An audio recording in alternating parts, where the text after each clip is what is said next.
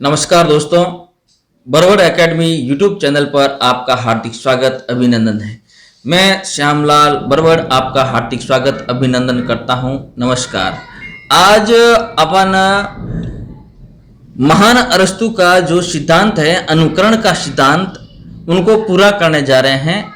2 दिन मैंने छोटी छोटी क्लासें आपको इसलिए दी कि आपके ऊपर ज़्यादा बोझ नहीं बने और आप आराम से पढ़ सकें, इसलिए मैंने 5-5, 10-10 मिनट की क्लासें दी। आज अनुकरण का सिद्धांत है वो पूरा कर लेते हैं। महान अरस्तु का पूरा हो जाएगा, उसके बाद में उदात्त सिद्धांत शुरू करेंगे। हिंदी काव्य शास्त्र में जितने भी सिद्धांत है, भारतीय सिद्धांत, भारतीय काव्य शास्त्र के सिद्धांत, पाश्चात्य काव्य शास्त्र के सिद्धांत और संस्कृत आचार्यों के सिद्धांत, सारे सिद्धांत मैं आपको इसी प्लेटफॉर्म पर बहुत ही रोचक तरीके से एवं सारगर्भित मेरे खुद के नोट से, उनके माध्यम से और अन्य सामग्री के माध्यम से आपको मैं अध्यापन करवाने जा रहा हूं। देखिए दोस्तों, आप इस चैनल को ज्यादा से ज्यादा अपने दोस्तों के साथ शेयर करें, क्योंकि आपके दोस्त भी इस मेगा क्लास से पीछे नहीं रहे, उनको भी लाभ मिल सके, ये मेरा उद्देश्य है और मैं मेरे उद्देश्य में प्रयत्नरत हूं। आपके लिए हमेशा निस्वार्थ भाव से सेवा दे रहा हूं। आप भी अपने दोस्तों के साथ इसको चैनल को शेयर करें और दोस्त भी इस महान मेगा क्लास का लाभ उठा सके। मैं आपका आभारी रहूंगा। मैं शुरू करता हूं दोस्तों। देखिए अरस्तु के बारे में, अरस्तु के अनुकरण के सिद्धांत का महत्व क्या है। हमने उनके पोएटिक्स के बारे में पढ़ लिया, उनका काव्य शास्त्र उनके बारे में पढ़ लिया, उनके भाषण शास्त्र के बारे में पढ़ लिया, इमेसिस, इमिटेशन, अनुकरण पढ़ लिया हमने। यूनानी भाषा में इमेसिस कहते हैं, अंग्रेजी में इमिटेशन कहते हैं, हिंदी में अनुकरण कहते हैं, ये हमने पढ़ लिया, ठीक है ना। अब प्रश्न ये उठता है कि अनुकरण सिद्धांत का महत्व क्या है ना। हिंदी काव्य शास्त्र में इसका महत्व क्या है। वैसे अरस्तु यूनानी थे, उन्होंने इमेसिस नाम से लिखा, फिर अंग्रेजी में आया इमिटेशन नाम से आया, फिर हिंदी में अनुकरण नाम से आया, तो इसका महत्व क्या है उसके बारे में चर्चा कर रहा हूं। प्लेटो ने काव्य शास्त्र को दर्शन शास्त्र व राजनीति शास्त्र के साथ जोड़कर वर्णित किया, लेकिन अरस्तु ने काव्य शास्त्र की स्वतंत्र व्याख्या की है। अब देखिए गुरु शिष्य की परंपरा। प्लेटो अरस्तु का गुरु था। प्लेटो ने काव्य शास्त्र को दर्शन शास्त्र व राजनीति शास्त्र से जोड़कर वर्णित किया, हमारे सामने पेश किया। लेकिन अरस्तु के जो शिष्य हैं, महान अरस्तु, उसने काव्य शास्त्र की स्वतंत्र व्याख्या की है, ठीक है ना। ये अपना आप में लाइन बहुत ही महत्वपूर्ण है दोस्तों, आप इनको ध्यान में रखें कि भाई इनके जो गुरु थे प्लेटो, उन्होंने तो दर्शन शास्त्र और राजनीति शास्त्र से जोड़कर इनको वर्णित किया, हम हमारे सामने रखा, लेकिन अरस्तु ने इनको स्वतंत्र इनकी व्याख्या की, काव्य शास्त्र की स्वतंत्र व्याख्या की है। यह इनका बहुत अच्छा महत्व है। और देखिए क्या महत्व है।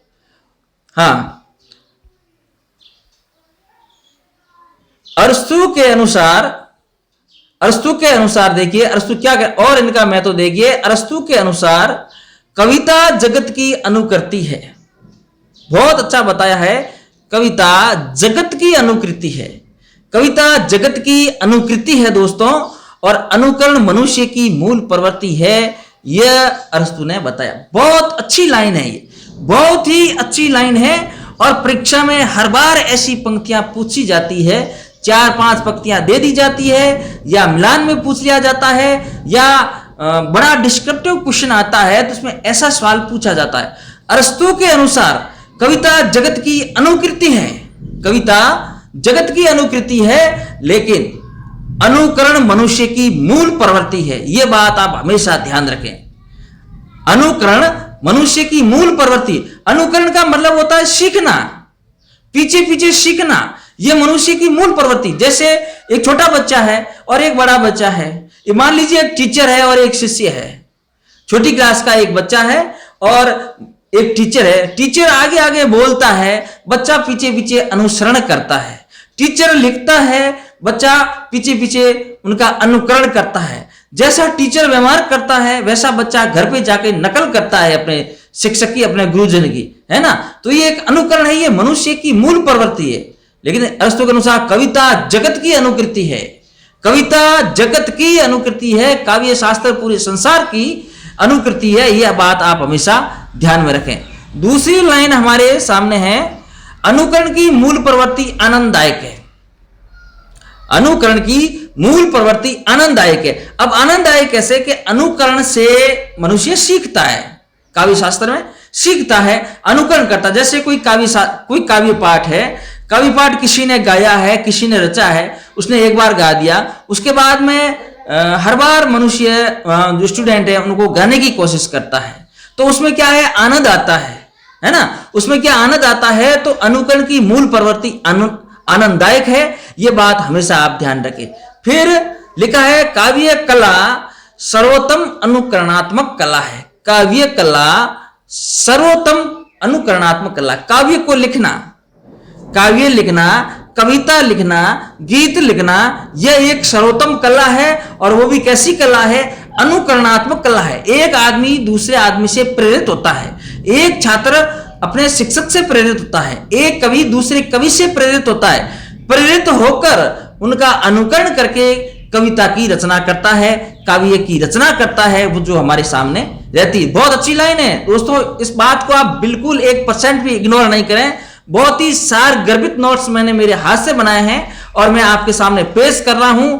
और मैं कहता हूं 100% कंपटीशन के अंदर सवाल अगर इससे बाहर जाने वाला नहीं है। चाहे कंपटीशन आप नेट, सेट, स्लेट या कॉलेज लेक्चरर, पीजीटी किसी का दे रहे हैं, अगर अरस्तु का पूछा जाए तो इससे बाहर क्वेश्चन नहीं होगा।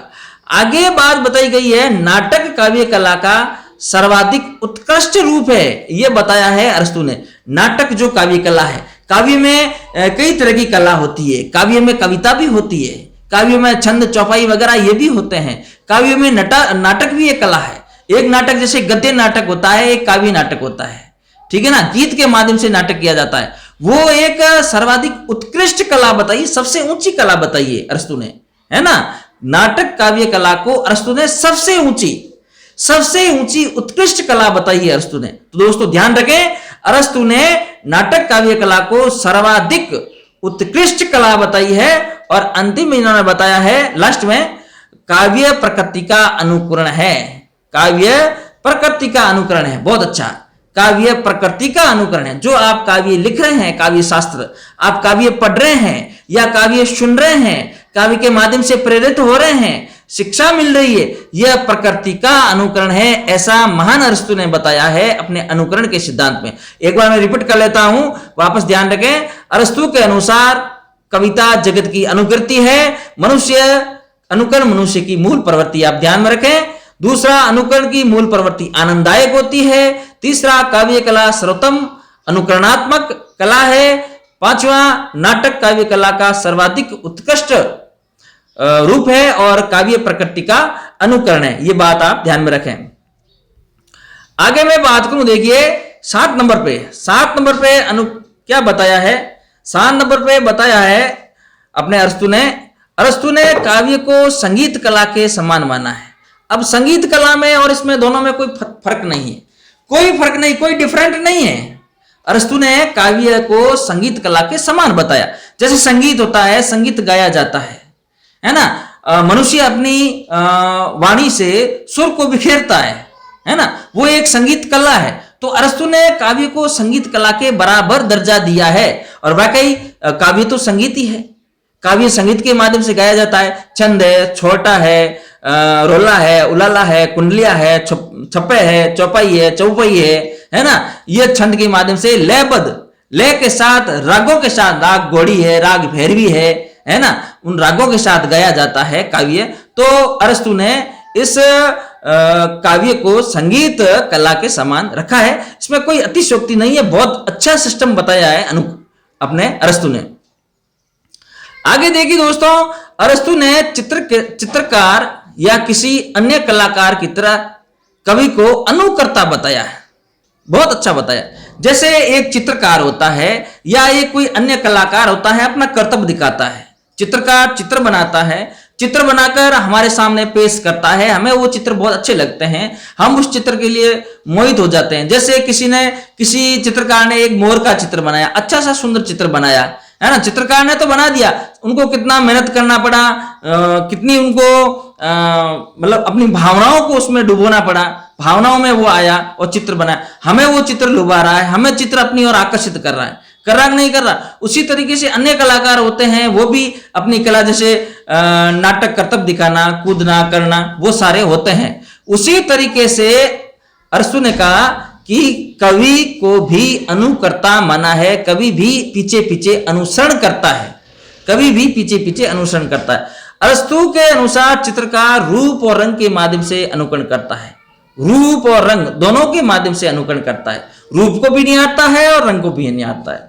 आगे अरस्तु ने बताया कवि भाषा, लय और सामंजस्य के माध्यम से अनुकरण करता है। भाषा को भी कवि देखता है, भाषा का भी सामंजस्य बैठाता है कि कौन सी भाषा कहां पे सेट करनी है, फिर उसका लय भी बनाता है, चौपाई है, सोल्टा है, दोवा है, छपे है, उलाला है, कुंडलियां है, सारे छंदों को अंदर प्रयोग करता है। छंद प्रयोग होने के बाद में रागों को देखता है, राग भैरवी है, राग गौड़ी है, अन्य रागे हैं, उन रागों को देखता, उनके माध्यम का वो अनुकरण करता है और एक अच्छे काव्य का निर्माण करता है।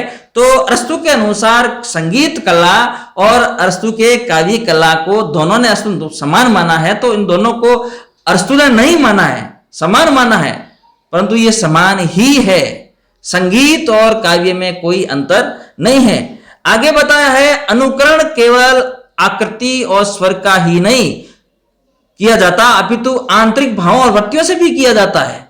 यह भी बात इंपॉर्टेंट है, अनुकरण केवल आकृति से नहीं किया जाता, न स्वर से किया जाता। जैसे कोई कवि अच्छा गा रहा है, उनके स्वर अपन सुन रहे हैं, हमें अच्छा लग रहा है, और एक आकृति भी होती है ना, कोई आकृति, जैसे कोई चित्र होता है, वहां तक ही कहने का मतलब अरस्तु का अनुकरण वहां तक ही नहीं है, अनुकरण आंतरिक भी होता है, अनुकरण आंतरिक भी होता है। जैसे आंतरिक भाव होते हैं मनुष्य के, कविता वैसे मनुष्य के भावों में निवास करती है, गीत मनुष्य के भावों में निवास करते हैं, ये हमेशा अपन पढ़ते आ रहे हैं, आप भी पढ़ते आ रहे हैं, मैं भी पढ़ता आ रहा हूं। कविता मनुष्य के भावों में रहती है, मनुष्य के हृदय में निवास करती है ना। हृदय के जैसे सुख मिला तो सुख के भाव बाहर आएंगे, तो सुख की कविता हो जाएगी, सुख का गीत हो जाएगा। अगर मनुष्य को दुख मिला, दुख से आहराता हुआ रोता हुआ जो उनको गीत बाहर आ आते हैं, भाव बाहर आते हैं, वो दुख की कविता हो जाती है। तो आंतरिक भावों और जो वृत्तियां बनती है अंदर, उनके आधार पर ही काव्य का अनुकरण किया जा सकता है। केवल आकृति और केवल स्वर को ही काव्य नहीं माना जाता, मनुष्य के अंदर जो भाव है, वृत्तियां हैं, उसके आधार पर भी काव्य की रचना की जाती है, ये महान अरस्तु कहते हैं। आगे देखिए, अरस्तु ने बताया है अनुकरण सिद्धांत की आलोचना। अनुकरण सिद्धांत की आलोचना कहां हुई है? देखिए, काव्य एवं अनुकरण, काव्य एवं अनुकरण के मामले में अनुकरण सिद्धांत की आलोचना। डॉक्टर नगेंद्र इसके बारे में क्या कहते हैं? हिंदी साहित्य के इतिहासकार, हिंदी साहित्य के इतिहास का महान इतिहासकार डॉक्टर नगेंद्र, इन्होंने बताया है कि अरस्तु का दृष्टिकोण भावात्मक रहा तथा त्रास और करुणा का विवेचन उसकी चरम सीमा पर रही है। यह इन्होंने एनालिसिस किया है, इन्होंने शोध किया है, शोध करके इन्होंने यह पाया कि अरस्तु का जो अनुकरण का सिद्धांत है, काव्य का अनुकरण का सिद्धांत, उसमें त्रास और करुणा का विवेचन उनकी चरम सीमा पर था। त्रास का मतलब दुख, करुणा महान दुख, त्रासदी हाहाकार, महान दुख, उनको लेकर उनका जो विवेचन है चरम सीमा पर था, यानी ऊंची सीमा पर था, जिसका कोई आकलन नहीं किया जा सकता है, ऐसा डॉक्टर नगेंद्र मानते हैं एक आलोचक के रूप में। आगे मैं बात करूं, उन्होंने यह भी बताया है, देखिए यह भी बताया है कि अरस्तु ने कवि के निर्माण क्षमता पर तो बल दिया, लेकिन जीवन के विभिन्न अनुभवों से निर्मित कवि की अंतश्चेतना को महत्व नहीं दिया। कवि की आंतरिक चेतना क्या है, उस पर महत्व नहीं दिया। दूसरा, उन्होंने बताया अरस्तु ने आंतरिक अनुभूतियों के अनुकरण की बात तो कही, जबकि इनका अनुकरण किया जाना असंभव है। अब देखिए, नगेंद्र के बारे में पूछ सकते हैं, डॉक्टर नगेंद्र के अनुसार अनुकरण का सिद्धांत इनमें से आलोचना है या चार आलोचना आपके सामने दे देंगे, या डॉक्टर नगेंद्र का सीधा ही अनुकरण के बारे में पूछ लिया जाएगा। पूछेंगे, बड़ी भर्ती होगी, जो बड़ी पोस्ट होगी उसमें ऐसे ही सवाल पूछेंगे, जैसे कॉलेज लेक्चरर हैं या पीजीटी व्याख्याता, स्कूल व्याख्याता है, या फिर कोई भी अदरवाइज एग्जाम है, बड़ा एग्जाम है, तो उसमें ऐसे सवाल पूछे जाते हैं। आगे एक ब्रुचर नाम का विद्वान और हुआ, आलोचक हुआ, उन्होंने कहा अरस्तु के काव्य प्रकृति की अनुकृति है। ये कल भी मैंने बताया, काव्य प्रकृति की अनुकृति है कि नव्य क्लासिकी व्याख्या करने वाले ब्रुचर है ना। अरस्तु के काव्य की प्रकृति अनुकृति की नव्य क्लासिकी, बहुत अच्छा है, नव्य क्लासिकी की व्याख्या करने वाले ब्रुचर है। अब ये सवाल पूछा जा सकता है, अरस्तु के काव्य की अनुकृति है, अरस्तु के काव्य प्रकृति की अनुकृति, अरस्तु के काव्य के प्रकृति की अनुकृति है कि नव्य क्लासिकी व्याख्या करने वाले इनमें से कौन है? तो आप ब्रुचर करेंगे दोस्तों, ब्रुचर इसका उत्तर सही होगा। ठीक है, ऐसे ही सवाल परीक्षा में पूछे जाते हैं, हर बार पूछे जाते हैं। आगे देखिए, मैं लेके आया हूं नव्य शास्त्रवादियों द्वारा काव्य की प्रकृति की अनुकृति बताया है। वस्तु जैसी होनी चाहिए वैसी होनी चाहिए, ऐसा आलोचकों ने बताया। नव्य शास्त्रवादी, जो नव्य क्लासिकी शास्त्रवादी है, उन्होंने बताया काव्य की प्रकृति की अनुकृति है, वस्तु जैसी होनी चाहिए, जैसे मतलब जैसी कविता होनी चाहिए वैसी होनी चाहिए, ऐसा इन्होंने एक आलोचना के तौर पर बताया है।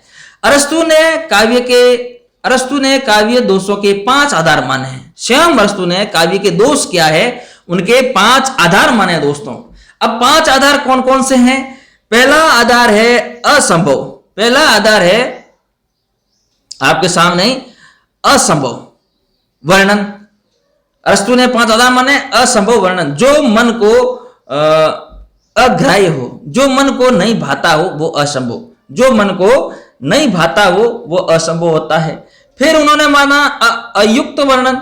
अयुक्त वर्णन का यह अर्थ होता है जिसमें कार्य कारण भाव का अभाव हो, कार्य कारण व भाव दोनों का अभाव हो, यह भी एक काव्य दोष का भाग है, आधार है। फिर अरस्तु ने माना अनैतिक वर्णन, जिसमें स्वीकृत मूल्यों की अपेक्षा हो, जो स्वीकृत मूल्य है उनकी अपेक्षा हो, है ना, उसमें अपेक्षा हो, यह अनैतिक वर्णन के रूप में माना है। फिर विरुद्ध वर्णन 4 पे माना है, जहां 2 विरोधी वस्तुओं का वर्णन हो, जहां 2 विरोधी वस्तुएं हैं, उनको अगर 2 विरोधी बातें हैं उनको अगर काव्य में उतार दे तो ये काव्य का एक बहुत बड़ा दोष हो जाता है। विरोधी बातों को काव्य में न लेके आए, ये अरस्तु का मानना है। फिर 5 नंबर पे लाए हैं शिल्पगत दोष।